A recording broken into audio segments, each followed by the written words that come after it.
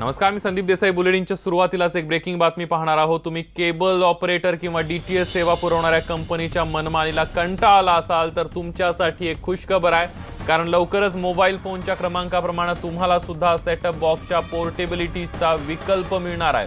याचा अर्थ setup box न बदलता तुम्ही ब्रॉडकास्टर बदलू शकता.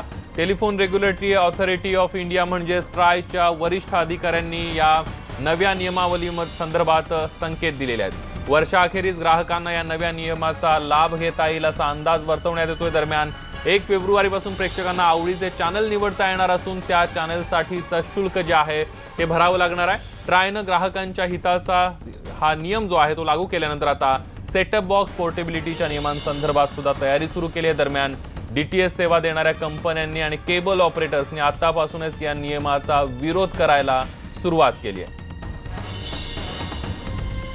आपण बघतोय, तुम्ही केबल ऑपरेटर किंवा डीटीएच सेवा पुरवणाऱ्या कंपनीच्या मनमानीला कंटाळला असाल तर तुमच्यासाठी महत्त्वाची बातमी आहे. लवकरच मोबाईल फोनच्या क्रमांकाप्रमाणे आता तुम्हाला सेटअप बॉक्सच्या पोर्टेबिलिटीचा विकल्प पर्याय सुद्धा मिळणार आहे. याचा अर्थ सेटअप बॉक्स न बदलता तुम्ही ब्रॉडकास्टर बदलू शकणार आहे. Telephone regulatory authority of India म्हणजे ट्रायच्या वरिष्ठ अधिकाऱ्यांनी या नव्या नियमावली संदर्भात संकेत दिलेले आहेत.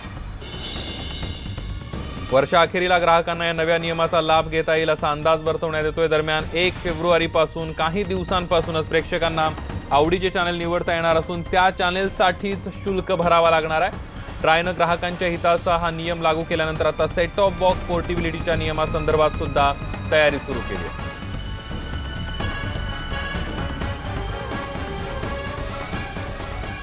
राज ठाकरेंचे चिरंजीव अमित ठाकरे आणि मिताली बोरुडे लग्नबंधनामध्ये अडकलेत. मुंबईतल्या लोअर परळ भागातील सेंट रेजिसमध्ये हा दिमागदार सोहळा पार पडला. या लग्नाला राजकारण, उद्योग, बॉलिवूड तसंच मराठी चित्रपटसृष्टीतील हाय प्रोफाईल पाहुण्यांसह इतर विविध क्षेत्रातील दिग्गजांची उपस्थिती होती.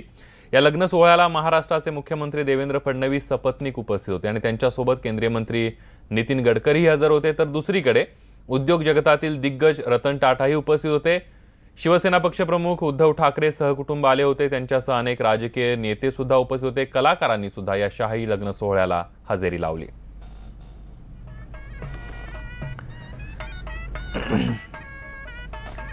आपण बघितलं, सगळे दिग्गज जे आहेत विविध क्षेत्रातल्या मान्यवरांनी या विवाह सोहळ्याला उपस्थिती राहून अमित आणि मिताली यांना आशीर्वाद दिलेले आहेत.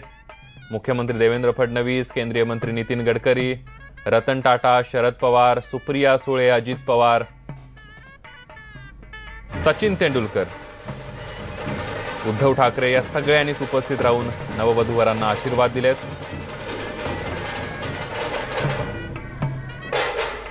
आपण बघतोय की मितालीला लग्न मंडपामध्ये घेऊन जात असतानाची ही दृश्य आहेत. वाजत गाजत आणि डोलीमधून तिला नेण्यात आलं.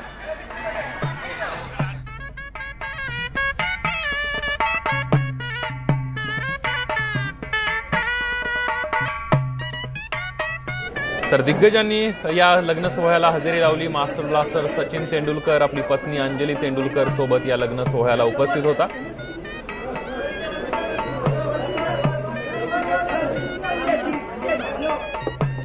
तर राष्ट्रवादी काँग्रेसचे अध्यक्ष शरद पवार, राष्ट्रवादीच्या खासदार सुप्रिया सुळे, संपूर्ण पवार कुटुंबीय या लग्न सोहळ्याला उपस्थित होते.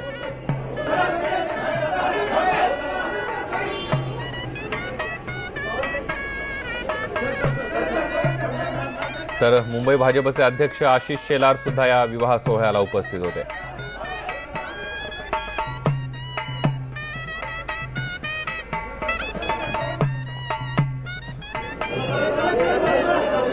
शिवसेना प्रमुख उद्धव ठाकरे, पत्नी रश्मी ठाकरे आणि युवा सेनेचे नेते प्रमुख आदित्य ठाकरे सुद्धा या विवाह सोहळ्याला उपस्थित होते.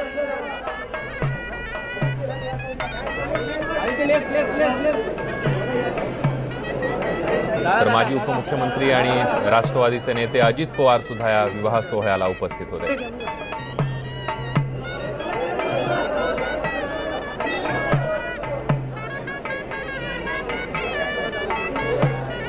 महाराष्ट्राचे राज्यपाल सी विद्यासागर राव यांनी सुद्धा या विवाह सोहळ्याला आवर्जून उपस्थिती लावली. विविध क्षेत्रातले मान्यवर, क्रीडा, त्याचबरोबर राजकीय बॉलिवूड या सगळ्या क्षेत्रातल्या दिग्गजांनी या विवाह सोहळ्याला उपस्थिती लावली.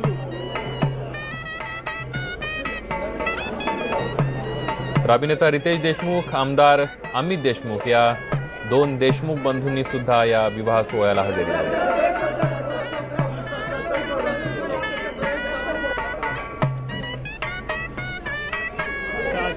गायिका आशा भोसले सुद्धा या विवाह सोहळ्याला उपस्थित होत्या.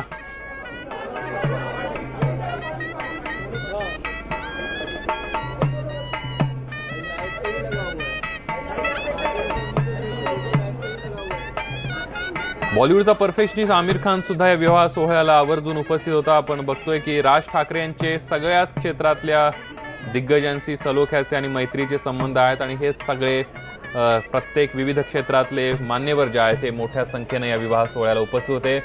माजी मुख्यमंत्री, माजी केंद्रीय गृहमंत्री सुशीलकुमार शिंदे सहपरिवार या लग्न सोहळ्याला उपस्थित होते. त्यांच्या कन्या आमदार प्रणिती शिंदे सुद्धा या सोहळ्याला उपस्थित होत्या. शिवशाहीर बाबासाहेब पुरंदरेंनी सुद्धा नववधूवराला आशीर्वाद देण्यासाठी आवर्जून उपस्थिती लावली. तर जयदेव ठाकरे यांनी सुद्धा या विवाह सोहळ्याला हजेरी लावली.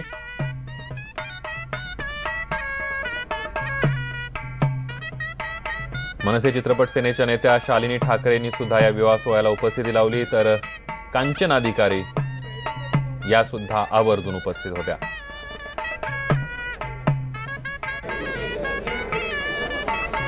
मुख्यमंत्री देवेंद्र फडणवीस आणि केंद्रीय मंत्री नितीन गडकरी हे सुद्धा या विवाह सोहळ्याला उपस्थित होते. सगळ्याच राजकीय पक्षांमध्ये राज ठाकरे यांचे चांगले सलोख्याचे संबंध आहेत आणि त्याच अनुषंगाने आपण बघतोय की दिग्गज नेते मंडळी सुद्धा या विवाह सोहळ्याला उपस्थित होत्या. मुख्यमंत्री देवेंद्र फडणवीस यांच्या पत्नी अमृता फडणवीस सुद्धा यावेळी उपस्थित होत्या.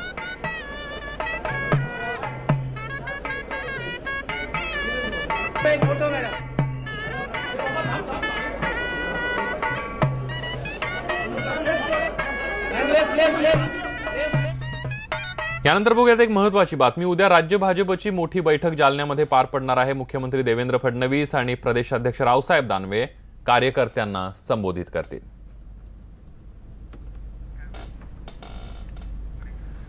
तर जालन्यातील बैठकीमध्ये मुख्यमंत्री आपल्या भाषणामध्ये सरकारी योजना लोकांपर्यंत पोहोचवण्याचा संदेश कार्यकर्त्यांना देणार आहेत. तसंच निवडणुकीच्या तयारीला लागा असे आदेशही दिले जाणार आहेत असं समजतंय. औरंगाबादमध्ये आज संघाच्या देवगिरी प्रांतची बैठक पार पडणार आहे आणि बैठकीमध्ये मराठवाडा, खानदेश आणि उत्तर महाराष्ट्रातील कॅबिनेट मंत्री सहभागी होणार आहेत. संघाच्या महत्त्वाच्या पदाधिकाऱ्यांसोबत भाजप कॅबिनेट मंत्र्यांची बैठक सुद्धा होणार आहे. प्रियंका गांधी सक्रिय राजकारणात प्रवेश करणार म्हटल्यावर काँग्रेस कार्यकर्त्यांमध्ये चांगला उत्साह पाहायला मिळतोय. प्रियंकांनी उत्तर प्रदेशच्या गोरखपूर इथून लोकसभा निवडणूक लढवावी अशी स्थानिक कार्यकर्त्यांची मागणी आहे. तशा प्रकारच्या घोषणा सुद्धा त्या स्थानिक कार्यकर्त्यांनी दिलेल्या आहेत. बॅनरबाजी सुद्धा या स्थानिक कार्यकर्त्यांनी केलेली पाहायला मिळाली. उत्तर प्रदेशचे माजी मुख्यमंत्री अखिलेश यादव यांनी कुंभमेळ्याला हजेरी लावली. प्रयागराज इथं आयोजित करण्यात आलेल्या कुंभमेळ्यामध्ये त्यांनी साधू महंतांची भेट घेऊन चर्चा केली.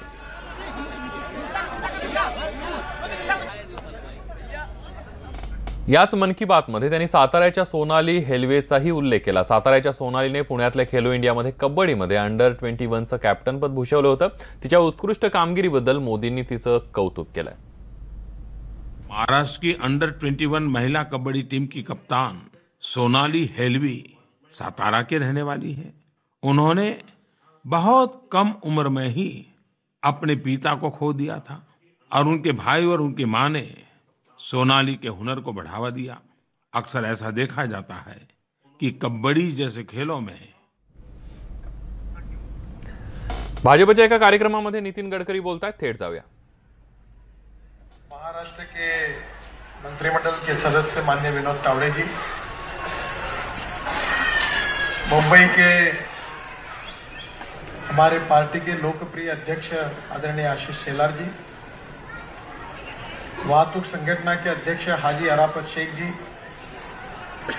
जिन्होंने बहुत अच्छा भाषण आपके सामने दिया है, ऐसी फिल्म अभिनेत्री ईशा कोप्पीकर जी, खासदार अमर साबळे, जमाल सिद्दीकी जी, आमदार कैप्टन सेल्वन जी, नगर सेविका नेहल शाह जी मंच पर उपस्थित सभी मान्यवर और उपस्थित भाई और बहनों, अभी सपनों की बात चल रही थी तो मुझे एक बहुत अच्छी बात याद आई कि सपने जो होते हो दिल के अंदर होते हैं। कोई भी सत्ता आंखें निकाल सकती है पर दिल के अंदर छुपे हुए सपनों को कोई समाप्त नहीं कर सकता। और दूसरी सपनों की और एक विशेषता है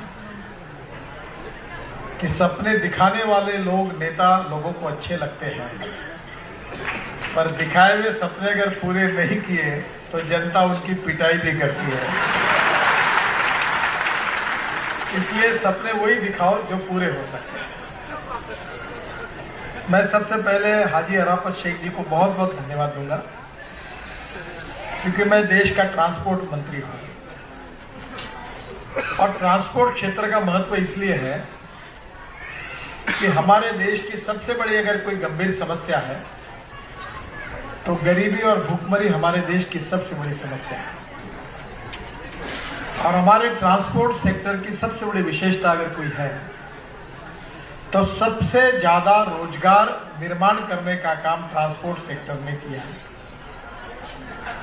आज भी देश में 22 लाख ड्राइवर्स की कमी है और मेरे विभाग की ओर से हम 2000 ड्राइविंग ट्रेनिंग स्कूल खोल रहे हैं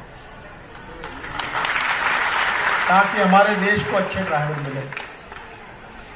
पर आपको पता होगा कि यूएसए में और वर्ल्ड के अनेक देशों में एक ट्रक दिन भर में 500 से 600 किलोमीटर चलता है और हमारे देश में एवरेज एक ट्रक मुश्किल से 200 किलोमीटर चलता है। हमारे यहाँ ट्रैफिक जाम होता है, ट्रैफिक बढ़ रहा है। शहरों के बीच में से जाने के लिए रिंग रोड नहीं बने तो शहर के बीच में से जाना होता है। पोल्यूशन भी होता है और इसके कारण बहुत बड़ी समस्या है। अभी आपको पता होगा कि हमने दिल्ली का रिंग रोड बनाया और रिंग रोड बनने के बाद पंजाब, हरियाणा, जम्मू कश्मीर, उत्तराखंड, हिमाचल, यहाँ से जो ट्रक निकलते थे वो दिल्ली के बीच में से जाते थे। अब नया रोड बना है तो बाहर के बाहर ट्रक जाने लगे तो दिल्ली के पोल्यूशन में 27% कमी आई है। इसके कारण लोगों को भी फायदा है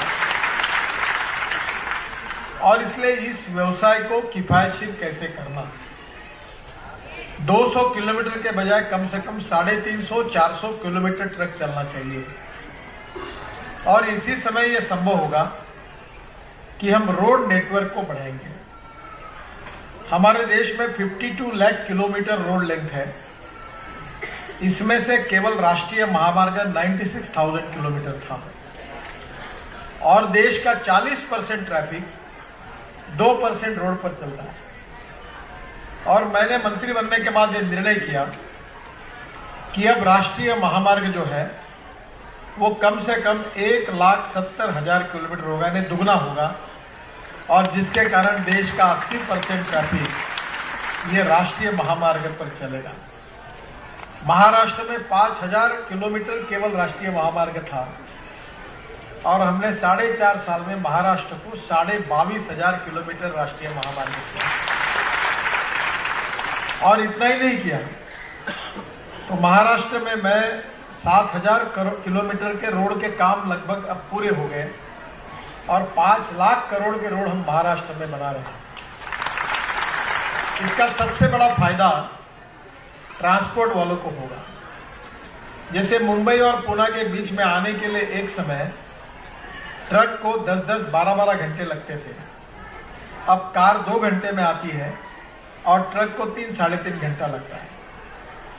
उतना डीजल की बचत होती है और इसलिए रोड अगर चौड़े होंगे, एक्सिस कंट्रोल एक्सप्रेस हाईवे होंगे तो आपको फ्यूल कम लगेगा भारताची पुलराणी सायना नेहवालनं इंडोनेशिया मास्टर्स स्पर्धेचं विजेतेपद पटकावलंय। अंतिम फेरीमध्ये सायनाची प्रतिस्पर्धी कॅरोलिना मरिनला सामन्यादरम्यान दुखापत झाल्यामुळे तिला डॉक्टरांची मदत घ्यावी लागली।